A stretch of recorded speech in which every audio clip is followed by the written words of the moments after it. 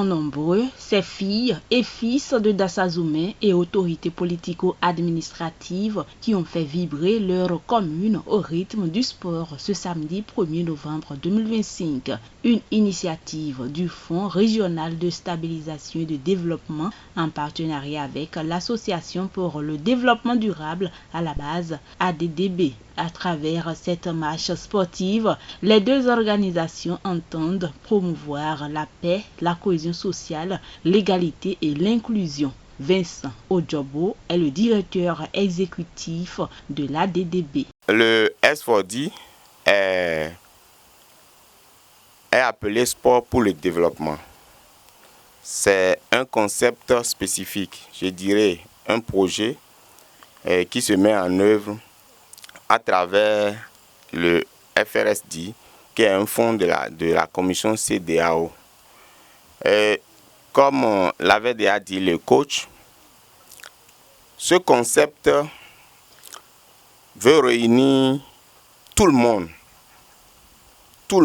quel que soit tout ce que nous faisons là. Nous sommes politiques, dans la politique là, nous sommes opposants, nous sommes mouvanciers, on s'oppose là-bas. Mais lorsqu'il s'agit de la paix, de la cohésion, de l'inclusion, de travailler avec les personnes en situation de handicap, il va falloir qu'on soit ensemble. Voilà le sujet principal autour duquel tout ce concept-là. Cet événement sportif a connu la présence du préfet du département des Collines, Saliou Odumbu. Je voudrais demander à monsieur le coordonnateur du fonds régional pour lui dire que pour cette phase pilote, qui est un coup d'essai, se trouve être un coup de maître. Je voudrais donc solliciter votre accompagnement pour que l'ONG puisse avoir les moyens nécessaires de répéter ces genres d'activités dans le département des Collines, toute chose qui permet d'atteindre l'ensemble des objectifs assignés à cette association et aussi à ce projet. Cette vision de promouvoir la paix et la cohésion sociale est aussi partagée par la direction départementale des sports des Collines, partenaire de cette activité. Et pour le DDSP Olusegun Adjinda, ce partenariat vise le renforcement de la collaboration entre structures locales pour la promotion du sport. C'est un réel plaisir pour moi de prendre la parole ici ce matin autour d'une activité qui se résume autour de 3 mots ou groupes de mots. Je vais retenir la cohésion sociale. Je vais également retenir l'égalité et l'inclusion. Et ces 3 mots se retrouvent chez nous, nous les sportifs. Je voudrais me rassurer que je suis ici avec les amis sportifs. Les 3 mots se retrouvent chez nous au niveau du sport. Au niveau du sport, nous acceptons aussi bien les personnes vivant avec les handicaps, les hommes, les femmes,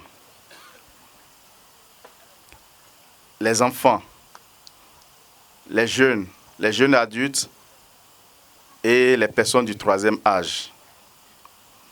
Autour du sport, nous manifestons la joie. Nous produisons la joie. Et autour du sport, tout le monde a le même droit. Il n'y a pas de privilégiés au sport. Et c'est pour cela que je me retrouve dans ce projet qui est mis en œuvre par l'ONG de M. le DE qui a parlé tout à l'heure, et qui est une initiative sous-régionale qui vise à promouvoir la paix dans nos pays. Les participants ont eu droit aux séances d'échauffement, aux exercices physiques et de relaxation, des pratiques sportives qui favorisent le bien-être corporel dans une ambiance conviviale selon Kaï Tometi, consultante en sport et développement. Aujourd'hui, le mot qui nous guide, c'est que le terrain n'a pas de frontières et le talent n'a pas de genre ni d'handicap.